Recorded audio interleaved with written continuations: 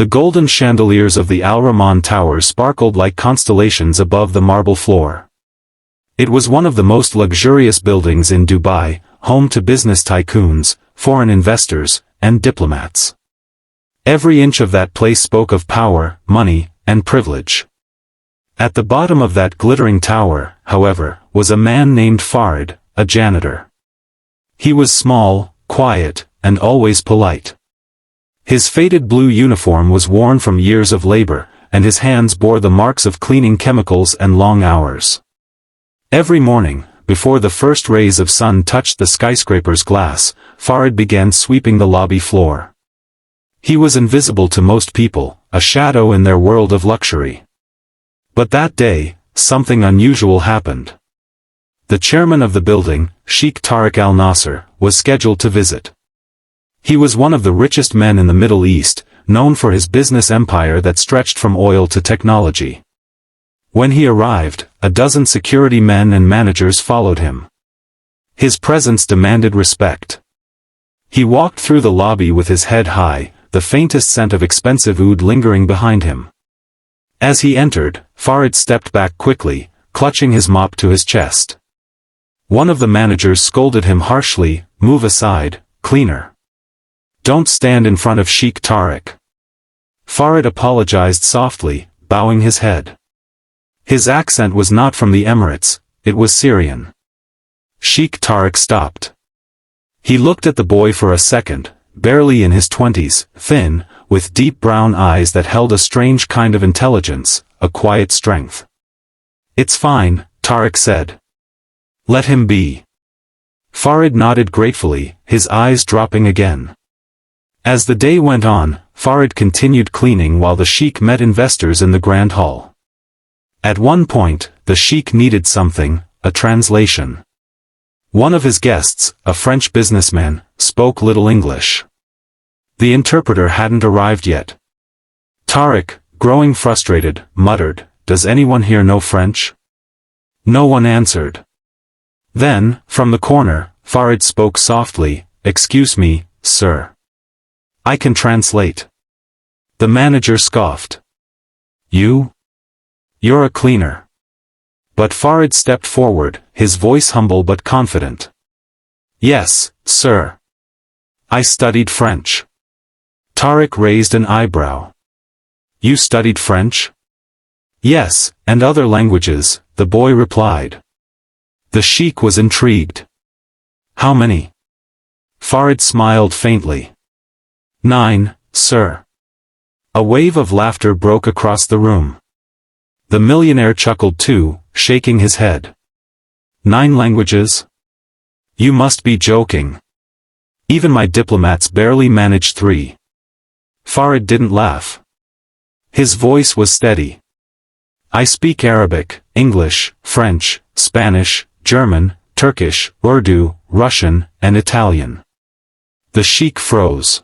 The boy began to speak, first in French, then switched smoothly into Spanish, his tongue rolling elegantly with each word. Then German, crisp and firm. Then Turkish, fluent, soft, perfect. In a minute, he had spoken 5 languages flawlessly. The entire room fell silent. The French businessman's jaw dropped. "He's perfect," he said in admiration. "No mistakes. That's unbelievable." Sheikh Tariq's smile faded. For the first time, he looked at Farid not as a cleaner, but as something else. "Where did you learn all that?" he asked quietly. Farid hesitated. "At home, sir. My mother was a teacher before the war."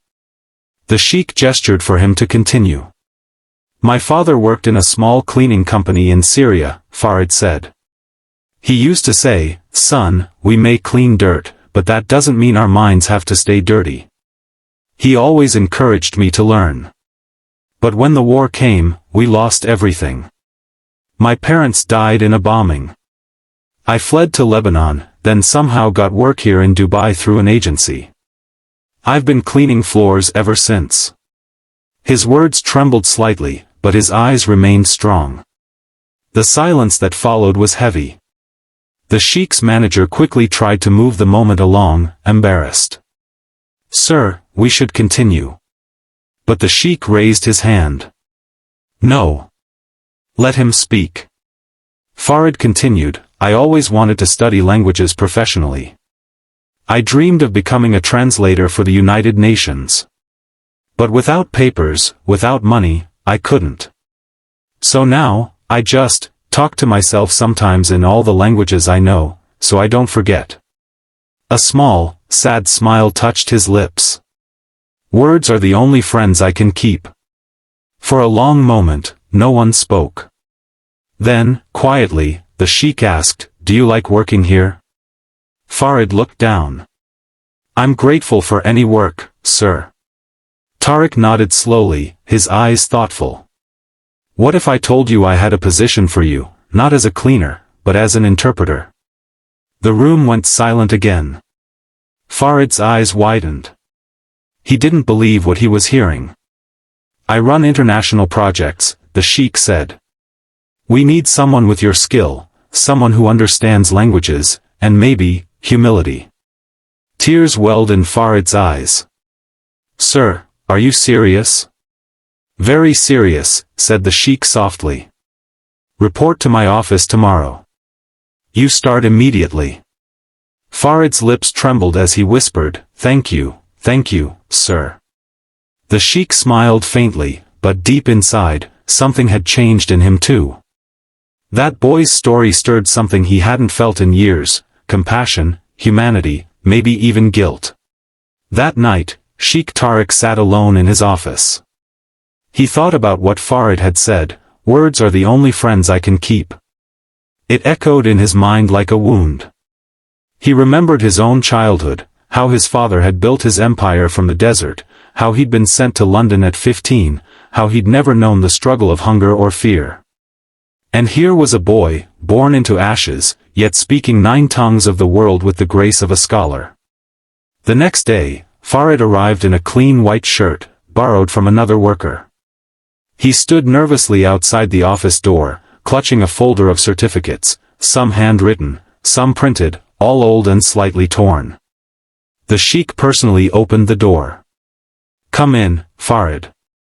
He offered him tea, something he'd never done for a cleaner before. Farid hesitated before sitting down. The sheikh looked through the documents carefully. They were genuine. Some were from universities in Syria, some from online courses he'd taken secretly using library computers. "You're remarkable," the sheikh said finally. "You remind me that value doesn't wear a suit." Farid lowered his eyes, whispering, "My father used to say that, too." Over the next few months, Farid worked as the sheikh's interpreter and assistant. He traveled with him to meetings, conferences, and embassies. The boy who once mopped marble floors was now sitting beside millionaires and ministers, quietly translating their words with precision and dignity. Yet, despite his growing success, Farid never forgot where he came from. Every evening, he still passed by the janitor's quarters, helping them carry supplies or sharing his food. When one of the older cleaners fell ill, Farid stayed the night by his side, translating for the hospital staff because the man couldn't speak Arabic well. The sheikh noticed all this. And one day, he called Farid into his office again. "Do you know why I gave you this job?" he asked. Farid thought for a moment. "Because I spoke 9 languages?" The sheikh shook his head gently. "No. Because when you spoke, you reminded me of something I'd forgotten, that intelligence has no address, and kindness needs no title." Tears filled Farid's eyes. "Sir." The sheikh leaned back, smiling. "I'm sending you to London. You'll study linguistics there, fully funded. You'll represent my foundation. I want the world to see what a cleaner's son can become." Farid was speechless. He couldn't speak, not in any of his 9 languages. He simply lowered his head and cried. Months later, news spread across Dubai, from cleaner to linguist, the boy who spoke 9 languages. But for Farid, it wasn't fame he wanted. It was dignity. When he stood at the airport, passport in hand, he whispered a prayer for his parents. Baba, Mama. I made it. Years passed. Farid graduated with honors, earning global recognition for his work in translation and cultural diplomacy. He returned to Dubai as a respected scholar, working for international organizations and even advising the Sheikh's companies on cross-cultural relations. One evening, at a grand conference, Farid stood beside Sheikh Tariq once more. The Sheikh was older now, but still sharp and commanding. As the audience applauded Farid's speech, delivered flawlessly in 4 languages, Tariq placed a hand on his shoulder. I once laughed when you said you spoke 9 languages, he said softly. But today, the world listens because you spoke the language of perseverance. Farid smiled, his eyes glistening. You gave me a chance, sir. That's a language only the heart understands. The Sheikh looked at him for a long moment, then said quietly, No, Farid. You gave me one. You reminded me what it means to be human. And that night, when Farid walked through the same marble lobby where he had once scrubbed floors, the janitors greeted him with pride. Some saluted him, others simply smiled. Farid stopped and shook each of their hands, saying softly in Arabic, Never forget, your worth isn't measured by your work, but by your will. He looked up at the golden chandeliers again. They sparkled just as they had before. But this time, their light reflected in the eyes of a man who had once been invisible. Farid whispered to himself in all 9 of his languages, one after another, each word a memory, a promise, and a prayer.